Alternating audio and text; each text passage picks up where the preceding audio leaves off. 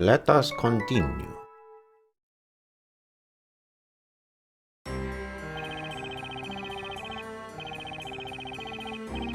This is it, Maya's trial. We're finally able to make some headway in the case. Seems like they're trying to accuse her of that other incident, too. We're dealing with one tough customer. The real culprit is a witch. That much I'm certain of. But the question is, who? I think I know the answer. But the butler did it. Jean Grey Earl. If they think I'm going to let them take Maya, they've got another thing coming. What you gonna do about it?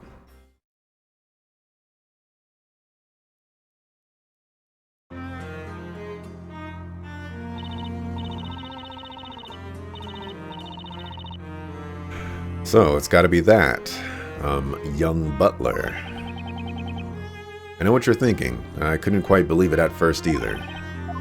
But the evidence and circumstances all point to the butler. He or she has to be the witch. At least. It'll be certain if the magic gem turns out to be a fake. I don't think it's a fake. I think it's painted over. But if that's the case, then Belduke's murderer was also... Yeah, it would be Grey Earl. No, it can't be true. He wouldn't have done that. Spella? I know Jean. He held Sir Belduke in the greatest of respect. Jean didn't kill him, I'm sure of it. Jean Grey Earl, are you really what people think you are? There are so many unknown factors in this trial.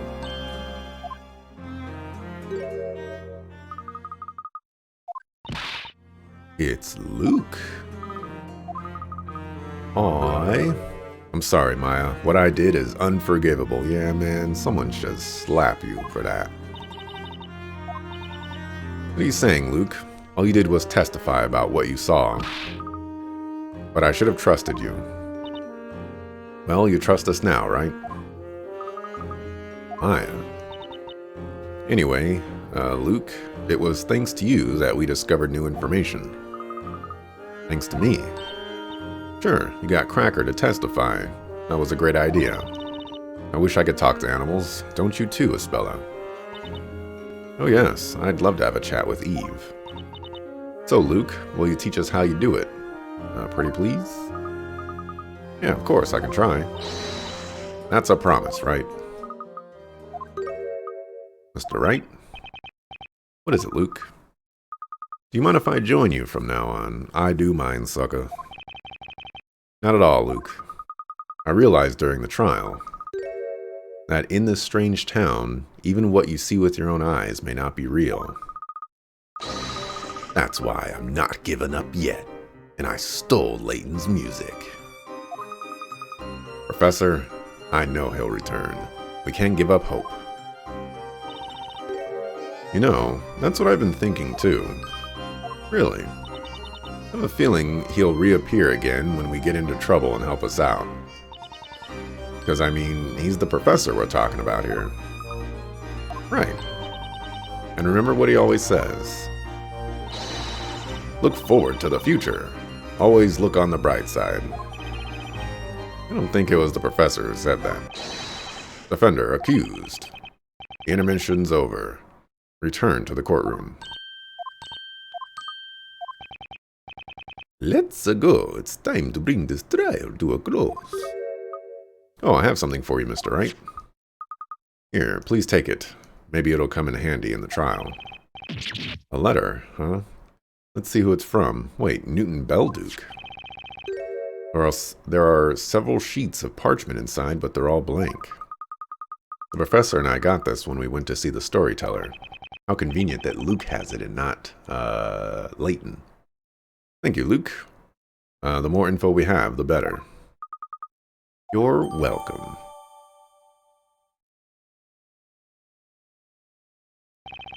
You know how you can see invisible ink? Is you get some lemon juice and some Q-tips. Okay. Dip the Q-tips into the lemon juice. And you start going across where you believe the letters or the inscription might be. Okay. And then you get your father to say, you know what you also need? You need some heat. So you lean in on where the inscription might be. You just let out a hot gust of air from your mouth, and all of a sudden it appears real quick, and then you have to go get all the blow dryers and the candles and all kinds of other stuff because, you know, important documents cannot be damaged. Well, you know, make sure you have someone on staff as well to help you out with that. Oh, I've got no proof that it was Jean Grey or something like that. Even if the magic gem is fake, it's still not decisive evidence. Don't know what will happen next, but I do know this battle's far from over. That was a long-winded National Treasure reference, by the way. I'm a big fan of that movie. I think it's a great movie. Second one. We will now resume the trial of Maya Fey. First things first, the occult crime analysts have finished examining the evidence.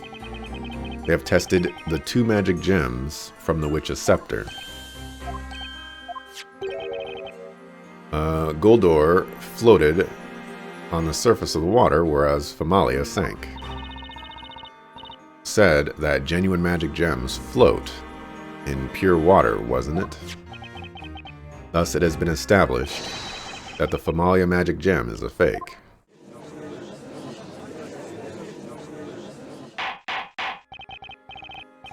I said order, suckers. This does not prove that Goldor... Oh man, I've been saying Goldor this entire time. Was used, of course. Nonetheless, the defense's theory does now seem more plausible. The court considers it worth looking into. You have no objection to that, do you, Inquisitor Barnham? No, my lord.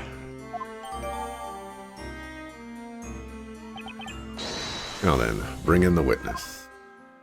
Alright, it's actually a fake. Somebody painted over. Whatchamacallit is not correct. Witness, state your name and profession. It was Jean Grey. Or maybe Jean is supposed to be pronounced Jean. You know, like Jean-Luc Picard. I served the late Master Belduc. Since his death, I have been tending to his dwelling and putting his research materials in order. I don't know what it is, but I feel like there's something a bit different about Grey Earl today. Witness, there is something we need to clarify first of all. As you are no doubt aware, you have been accused of being a witch. Therefore, it is vital that you tell us. Are you a boy or a girl? Please hold on. Why? What is it?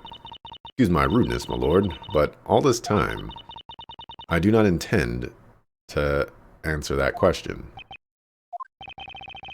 Why do you refuse to answer, witness? I've been following this trial from the gallery, so I'm fully aware of the utterly absurd accusations made against me. Alchemy, the art pursued by Master Belduc, is concerned with the rules and logic that govern nature. As someone who had been helping Master Belduc for quite some time, I dare say your theory is both illogical and impossible. Objection! Turn down the volume for myself. That objection was objectionably loud. The witch's scepter was thrown into the crime scene through a portal created by the magical spell Goldor. That portal could have been opened from your room. And what's more, one of the walls in your room is painted green. I believe anyone is free to paint their walls in whichever color they please. Besides, your theory relies on one magic gem being a fake. While that may have been proven true, another question has arisen. Where could the genuine magic gem be? must have been swapped with the fake one and discarded somewhere. I'm afraid that's impossible. Why? If we assume, as you have claimed, that the witch used the spell Go Door, that would mean the magic gem must have been swapped after creating the portal. So tell me, when and where would the witch have disposed of the magic gem? See your point. Several people paid witness to the incident, and the Knights of the Inquisition arrived at the scene immediately after. During that time, no one left the building, and the whole place was meticulously searched. Naturally, my room was searched as well, although there was not much to see as I have a few personal belongings.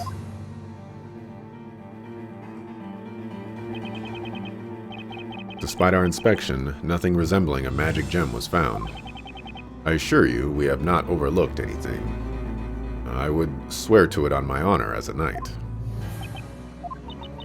So, Mr. Wright, if you wish to accuse me of being a witch, should you not first prove that there is a connection between me and this missing magic gem? Furthermore, I would appreciate it if you could please approach the matter in a rational way, like an alchemist. The house was searched very soon after the crime. The gem wasn't found, then it means Grey Earl hid it somewhere. Somewhere the Knights of the Inquisition would not have looked. Where could it be? Meanwhile, that was a very long-winded thing of dodging the question of, are you a boy or are you a girl? You know, like, you need to go back to that question. The witness has made a valid argument. How will the defense respond? Knights who searched Sir Belduke's premises weren't looking for a magic gem. That's why there is a certain place they didn't consider searching. Interesting. You really don't give up easily, do you? In that case, perhaps you could tell us all where the magic gem is.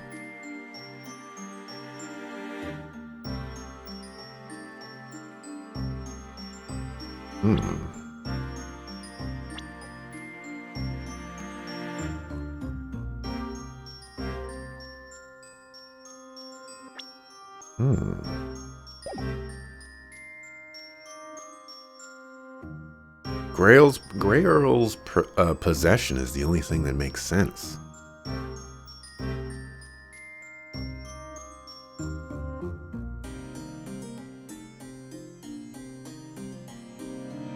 But I'm trying to think of any reason why Belduke's study or Grey Earl's room would be plausible. I don't like Grey Earl's possession here. But it's the only thing that works. I could use a hint coin just to narrow down the choices, but if they remove Belduke's study or Grey Earl's room, it doesn't help me. So, try this. Sir Belduke's premises were thoroughly searched. I don't think anything would have been missed there. You anticipated that, and that's why you hid it in a blind spot that you knew wouldn't occur to the Knights. Blind spot, you say? Well, where is it? It's somewhere on Jean Grey Earl's person. What? It's on the witness? The amethyst is gone. The amethyst is gone. Don't tell me the witness has had it in their pocket. You're just guessing, aren't you? You think you can just say anything you like. By the way, I'm afraid there are no pockets in my clothing. This is the second time I've seen Grey Earl today, and both times I've had a feeling that something wasn't quite right. Maybe it's just me, but it could be related to the whereabouts of the magic gem. The amethyst is missing. Show us the location of the magic gem. Where do you think this witness hid the magic gem on the day of the crime?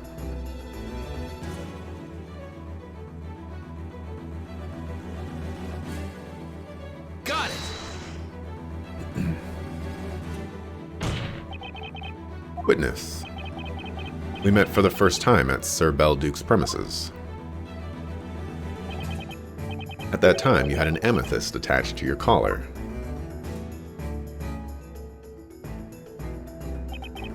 That's right, Mr. Grey Earl always wears that gemstone.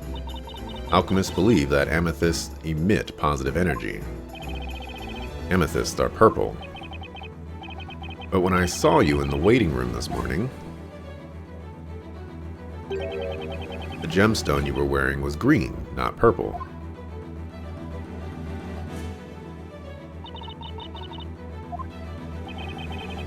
My question now is, where has it gone? Where is that amethyst that you supposedly always wear? Objection!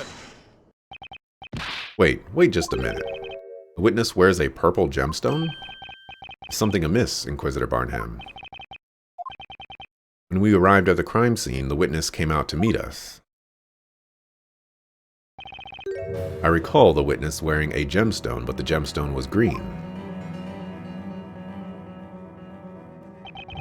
Green? Amethysts aren't green. Although amateurs sometimes mistake brassiolite for amethyst, but that's irrelevant now.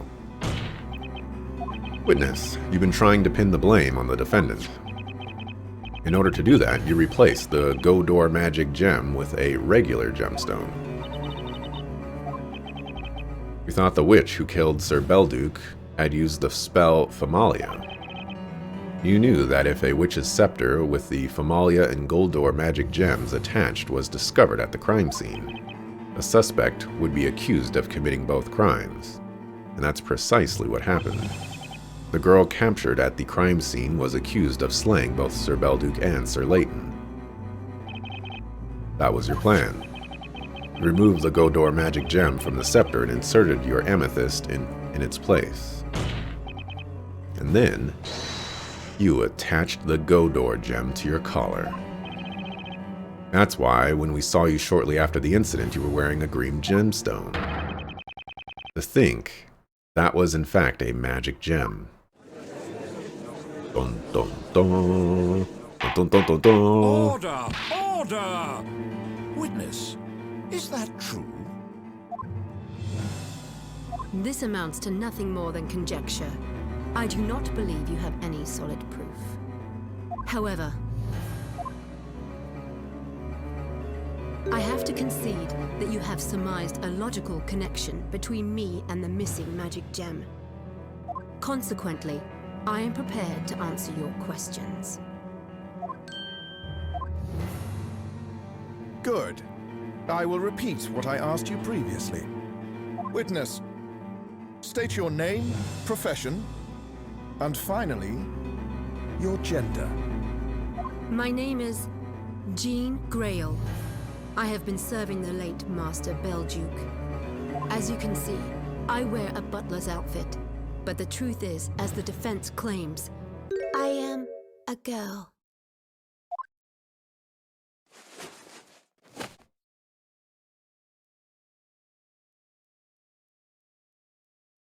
A girl? Unbelievable. As if letting your hair down is, the sign that you're a girl. Like, what? What? The butler is a girl?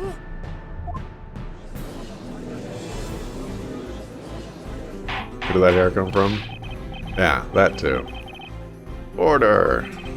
Jean Grey Earl, are you declaring to this court that you are in fact female? Yes. But everyone in town was under the impression that you are a boy.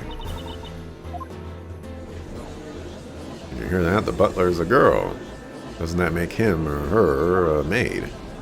I knew there was something suspicious about him. I mean her. You know why, right? Think about it. All that alchemy, that's mighty suspicious. Just listen to them. Listen to the wild gossip and accusations. Alchemists pursue knowledge of the rules that govern nature. But to the townspeople, alchemy is no different to magic. Had they known I was a girl, they would have taken me for a witch. That's what Master Belduke was worried about.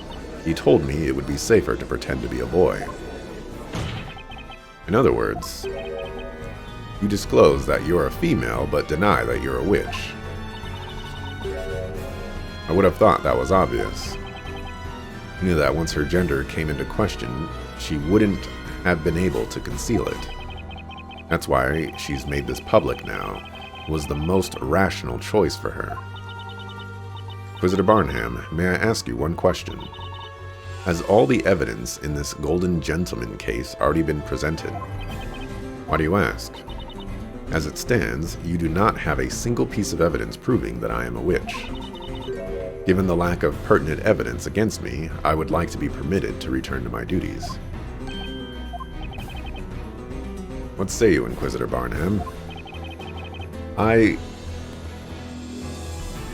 So, I know that, they're trying to do rational, logical thought from Jean Grey Earl here, but this is a no, okay? There is a threaded connection. It's not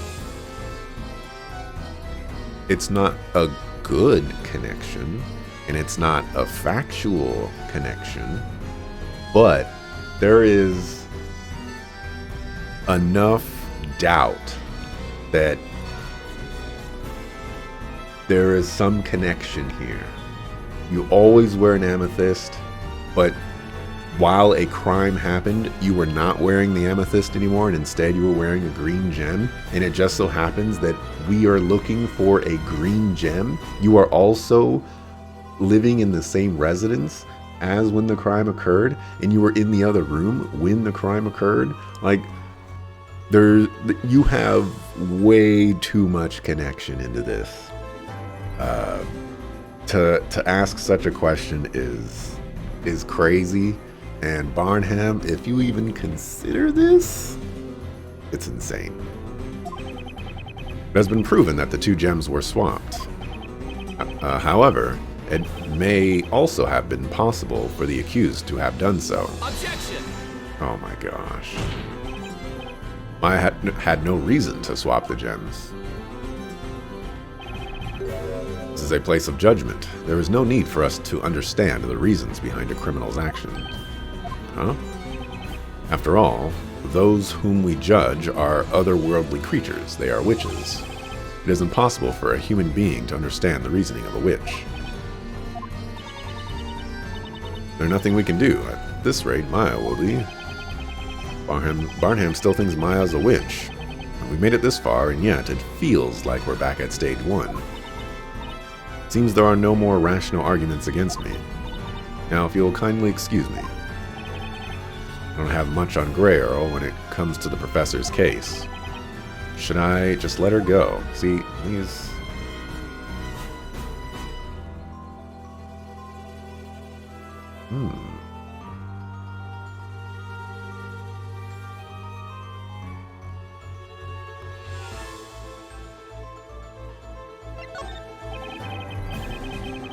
Nothing else I can follow up regarding the professor's case. So what can I do? There's only one other option. Miss Grey Earl, I have to ask you to remain at the witness stand. There's something else you wish to ask me. Your testimony is not over yet.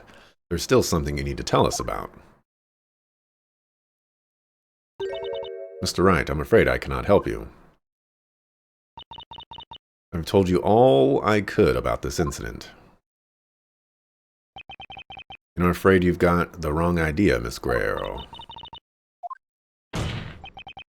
Your Honor, what this witness needs to testify about is not the professor's unfortunate incident, but rather the incident from 3 months ago, namely Sir Belduke's death.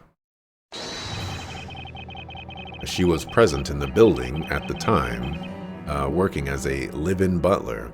She needs to testify about the events of that day. About Sir Belduke's death.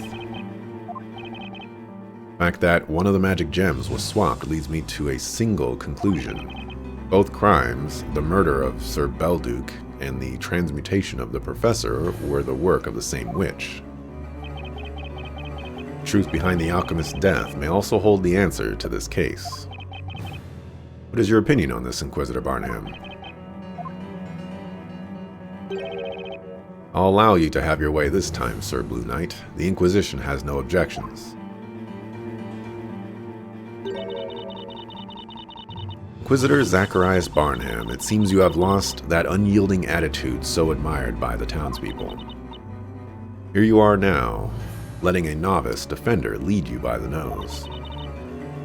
It is hard to believe you would have been known as the unwavering sword of justice for your usually cool-headed judgment. You know little about me, witness. Do you think I care about defending my name? It is this town that I wish to defend. Sir Belduke's murder is the only case to remain unsolved for so long. Jean Greyearl, you shall now testify about it. Bucko? Duties of cleaning? More important than a trial? Absolutely. I'd rather go clean than, be on a witness stand. Like, what the heck? The ominous music playing, you're sure you should let her go. I mean, she might turn us to gold or something. As demanded by both the defense and Inquisition, the witness will testify about Sir Belduke's death. Any questions? No, my lord. I must, however, mention one more thing before we begin. If it cannot be proven that Jean Greyearl is a witch, as claimed by the defense, the court will irrevocably consider Maya Fey to be the witch responsible for both crimes. Is that understood?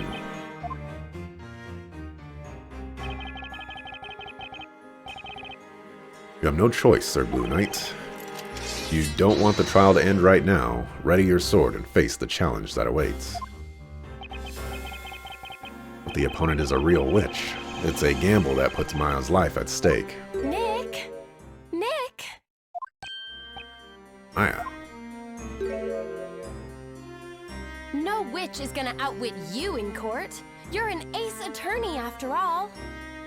So, let's do it! Barnham, drop the cage in the fire, please. The defense accepts the conditions. Let's proceed with the trial.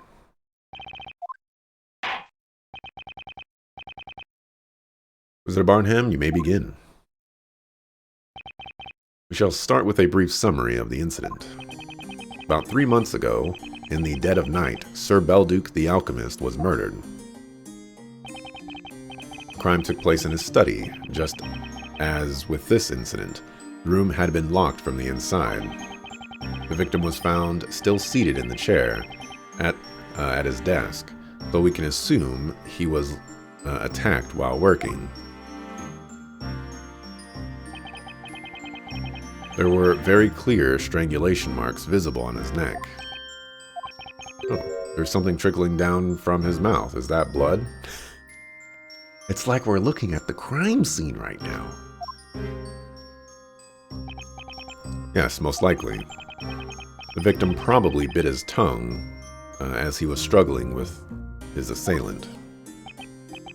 And you said earlier that some white powder was spilled all over the floor, correct?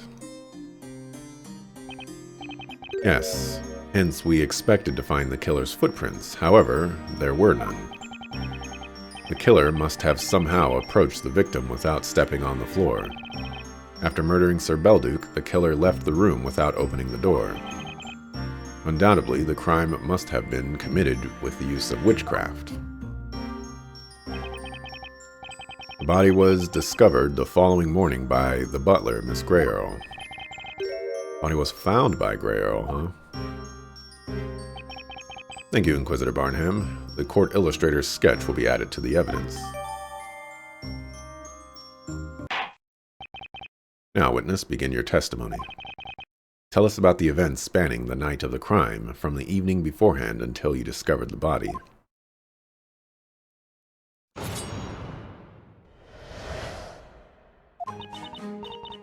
At around 1 o'clock at night, I excused myself and left Master Belduke in his study. When I called him for breakfast in the morning, he did not respond. The door to his study was locked. A neighbor had come for a visit just then, so we forced the door open together. At the potions and other All the potions and other concoctions from the study have been confiscated. I wonder if they're being properly stored. Potions and concoctions were confiscated.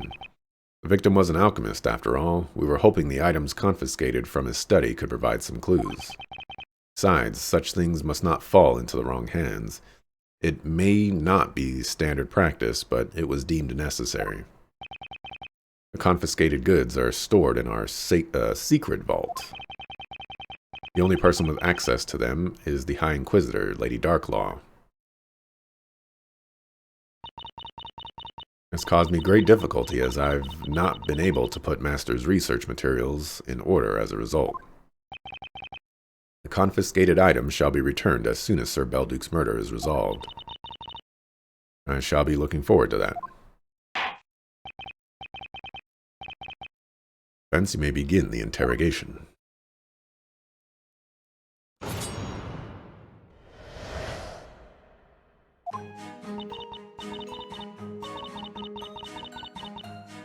Alright, around 1 o'clock at night, I excused myself.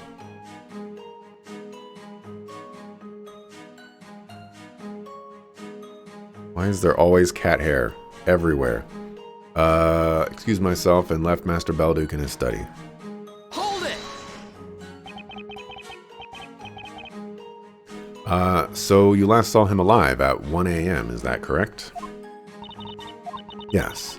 Master had a habit of conducting his experiments at night, so it was the usual time for me to finish my work. Weren't you helping him with those experiments? We would sometimes have some errands for me, but alchemists generally keep their experiments a secret. That's why I would always excuse myself at that time, unless Master had some other tasks for me. And that night, there was no more work for you. That's correct. I wished Master a good night as I shut the door behind me and heard him lock the key. Wait. Lock the key? Don't you lock a door? What's the point of locking a key? There was nothing unusual about him, at least nothing I noticed. When I called him for breakfast in the morning, he did not respond. The door to his study was locked. Hold it! And what time was that? Master would always take his breakfast at 9 a.m., so it was around that time. But you didn't have the key to Sir Belduke's study, is that correct? Yes, there was only one key to that room, and Master always kept it with him. Master's research was a very delicate matter, you see.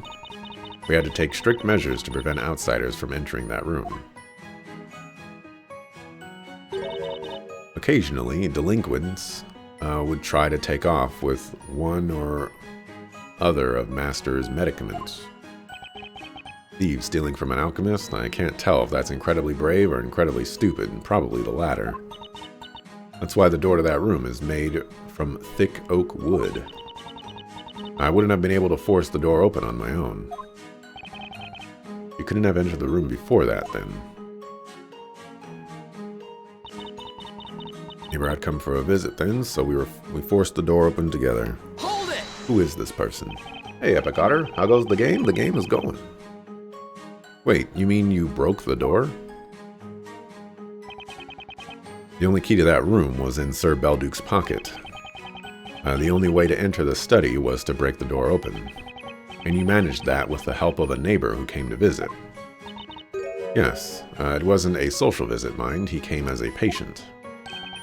Patient? Can you tell me more about him? Objection! Victim's neighbor is irrelevant. He has nothing to do with this case. I think you're pushing it this time. A witness is hardly irrelevant. It's got him so shaken. He looks as if he just had a rush of blood to the head. Master Belduke had been making very potent medicines, among other things. We would get people coming from the town at all hours of the day or night asking for them.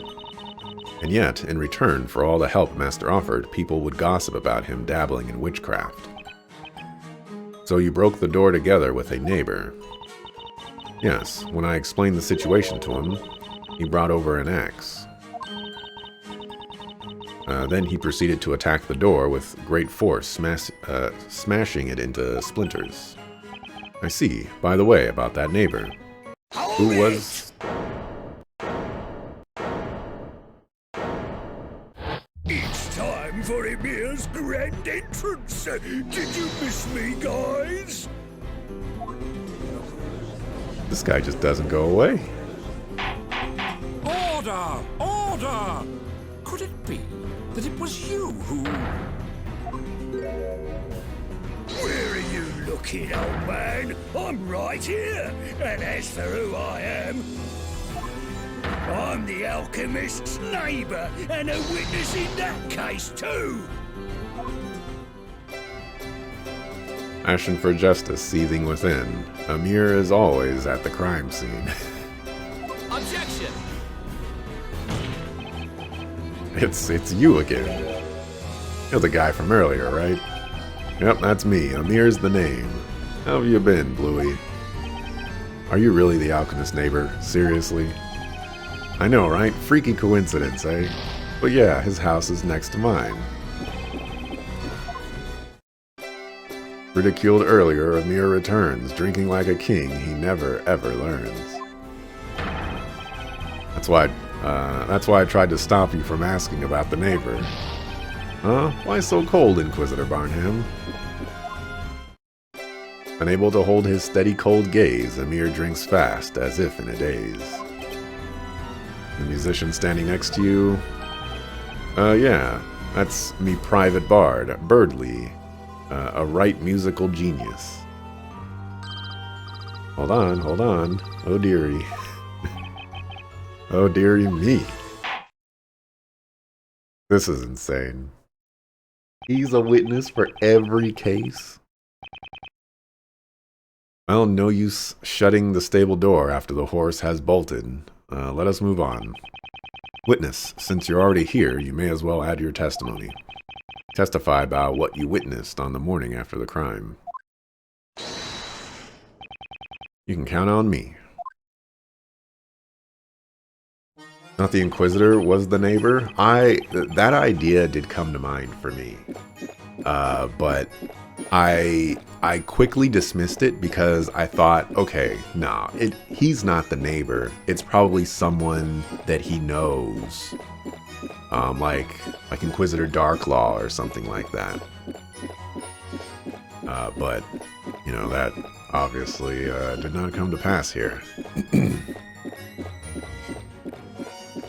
It dawned on me then. The witch cast Famalia just like in this case. Hold it! Can you tell me what caused that sudden realization?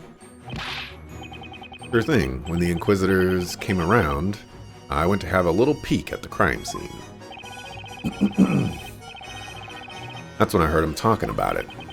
I was surprised, because they must have come to the same conclusion as me. Crikey. They can do their job, them Inquisitors, I thought.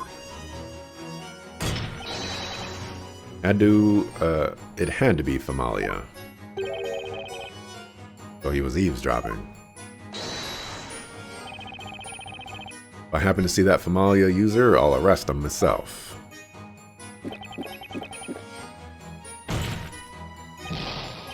Witness, you are testifying in court. Can you not restrain yourself a bit? Was that? Don't you see I gotta have this to keep my spirits up? It's the most potent medicine. It's a drink Amir lives to savor, with an intoxicating scent and flavor. Anyway, this is a waste of time. I should be looking for decisive contradictions. Witness, continue with your testimonies.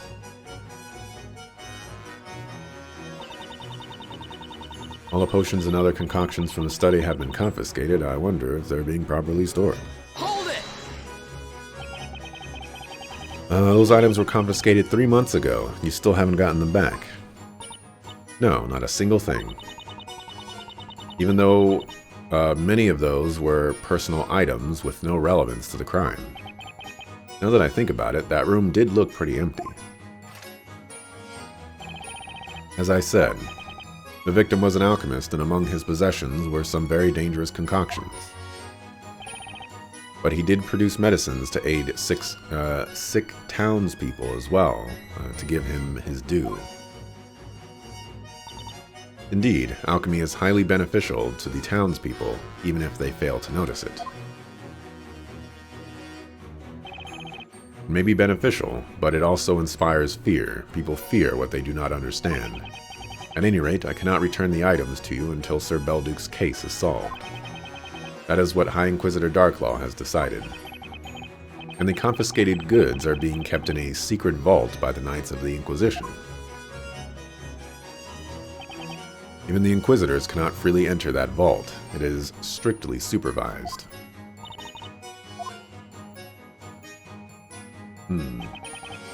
All I have to say, huh? I really didn't expect him to appear, but maybe I should be used to it by now. Excuse me, Mr. Wright, sorry to interrupt your train of thought. Oh, that's okay, what is it? I'm wondering if it's just me, but I've been thinking about Mr. Amir's testimony. I think what he said is a little strange, isn't it? Yeah, how can I put it? It's pretty obviously contradictory. He was so keen to testify, maybe we should give him some attention and point those contradictions out. Oh hey, my cat hair finally fell off my face. What a good idea, Luke.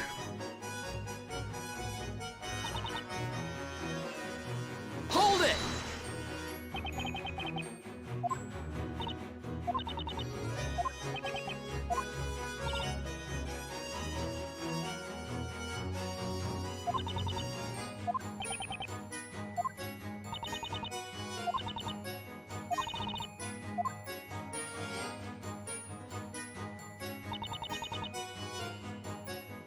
Hold it!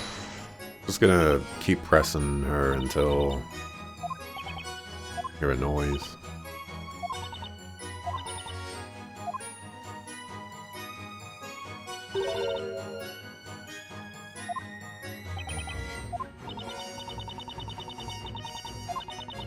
Sogofu. Sogofu.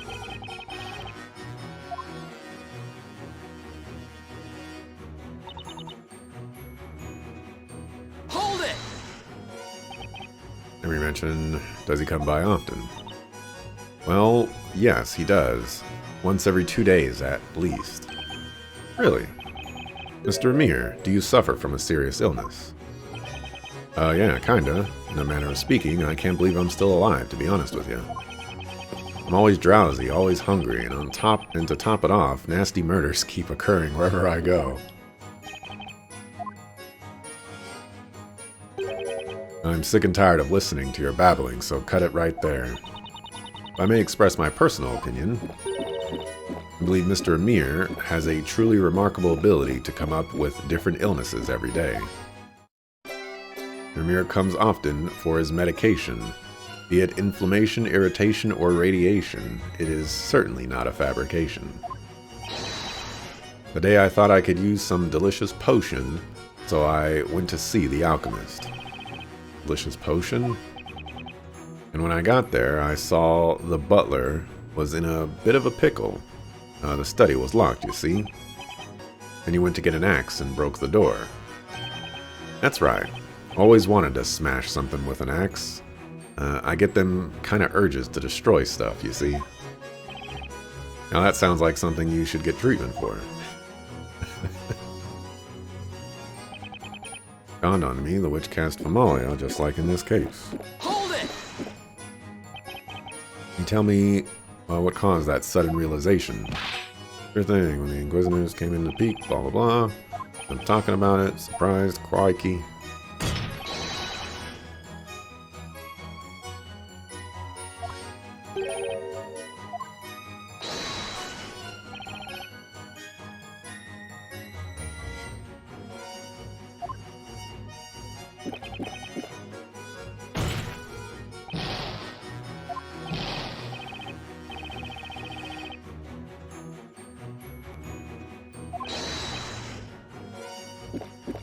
The most potent of medicine.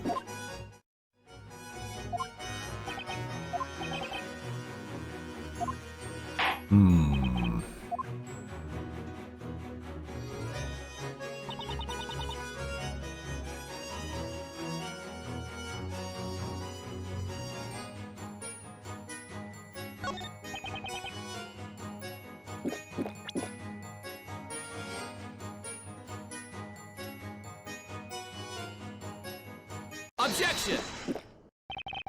Alright, we'll start off with this first.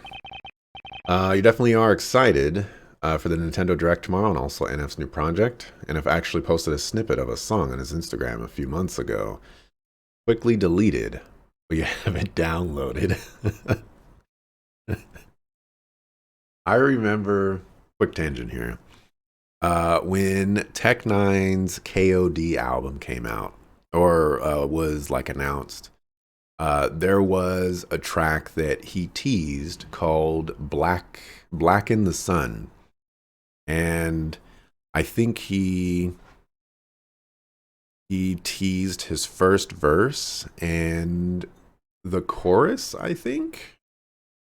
And I was like, oh my goodness, this track is so amazing. I played that snippet so many times. Oh man. That's a good album, by the way. KOD, King of Darkness. There's something you don't seem to understand here, Mr. Amir. The Famalia gem in this witch's scepter is a fake. The gem is useless. Just like this buffoon's testimony. Huh? Therefore, your testimony doesn't hold water. Just like anything else he says. What? What? Ignored and scorned without credibility will Majestic Amir now show humility. What? A fake? Should have listened to the trial more carefully.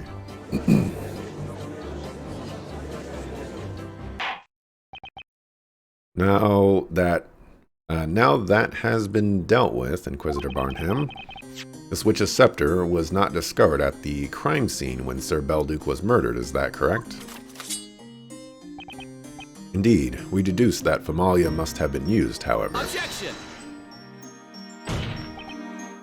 But that Famalia magic gem was a fake. That much has been demonstrated today.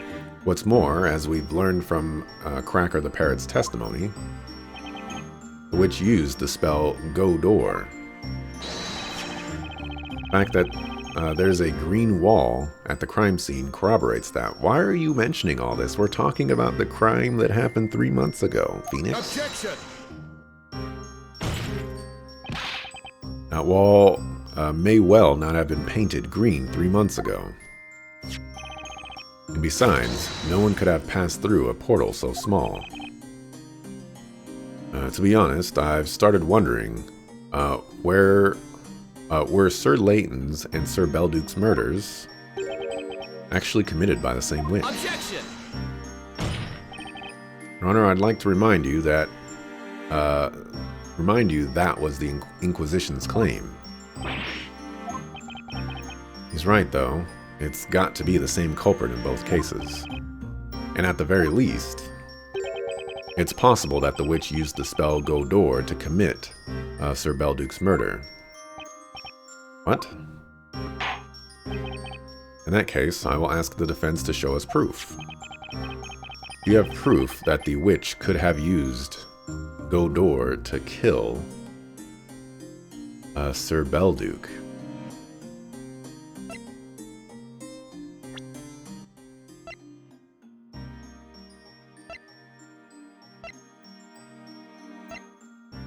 I mean, you can see thing right there, but do I have proof that the witch could have used Go Door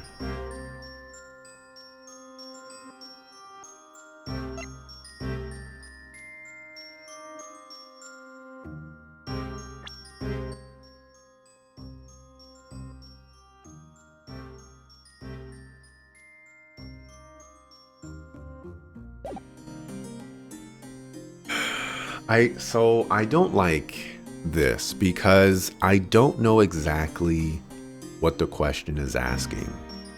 Is it asking me to show evidence in the floor plan of well, I guess it would have to be the crime scene sketches. The problem here, though, is I can't, like, Like, is it really going to be that? Is it really going to be that? That's just so... I can't save right now. I'm gonna burn the hint coin. If I weren't going to burn the hint coin, I would do the crime scene sketches right now. But I'm afraid that there's some silly nonsense going on.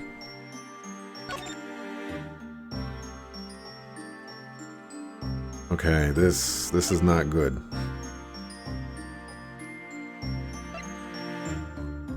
This is not good because I needed the floor plan to go away. You have proof that the witch could have used Godor to kill Sir Belduke. Alright, I'm gonna go with my original plan. Take that! I'd like you to take a look at these. Aren't those the court illustrator sketches? As you can see from this sketch, the victim was seated at his desk when he was murdered. And what can you see right behind the victim? A small landscape painting. Thank you, Inquisitor, but there's one more point of note. Look closely at the painting. Do you notice something behind it? Oh, I see it. The wall behind it had already been painted green. Which means the witch could have used the portal spell there 3 months ago. Objection! One moment, my lord. Consider how small that portal would have been. Could a witch have passed through it? I think not. Objection! Of course, the witch could not have been able to go right through it. However, if you look at the distance between the portal and the victim, you'll notice that the victim, Sir Belduke, was sitting just an arm's length from where the portal would have been. The witch did not have to enter the room at all. All she had to do was reach through with her arms in order to strangle Sir Belduke, who was sitting right under the painting. Dun dun dun. In meetings for the next 3 hours, but objection. What's up, Grayson? Also, what's up, Morganite Skies? I did see the long hair equals girl comment, and you know, it's still crazy. Order! Inquisitor Barnham, what say you to that? A fascinating theory, Sir Blue Knight. But there is a notable contradiction within it. Where would that be? How about the painting was on the wall? Tell me, why do you think we concluded that Famalia had to have been used? We had a certain reason for it, of course. And what was that reason exactly? The crime scene had been tampered with. How so? Imagine the circumstances of Sir Belduke's death, and it should become obvious even to you. The victim was choked to death. And yet there were no signs of a struggle. Highly improbable, don't you think? What are you getting at? Think about it. Can you imagine anyone just sitting back and letting themselves be strangled? Clearly there should be evidence of a struggle. And since we haven't found any, that must mean the killer erased all traces of a fight from the crime scene. Indeed, that would be the logical conclusion. Now surely it would be impossible to do any such thing had the witch only reached through the portal. In order to cover up the evidence she left behind, the witch had to have used a familiar. Without doing so, there would have been no point in her using the spell Godor. Objection! Miss Grail could have done it. She might have been able to tamper with the crime scene. What are you talking about? The morning of the crime. From the time Miss Grail and that guy entered the study, until the arrival of the Knights of the Inquisition, there was a window of time in which she had the opportunity to do so. We need to look into what happened in that window. Seems we may be in need of another testimony. Witnesses testify about what happened in the time between the body being found and the Knights of the Inquisition arriving. Sure thing. Ask me anything. I'll tell you all you need to know. Oh, glorious Amir, tell us more. Maybe you won't be laughed at as before. Only 2 people accessed the crime scene at that time, Grey Earl and Amir. Believe it or not, Amir is the key witness in this case.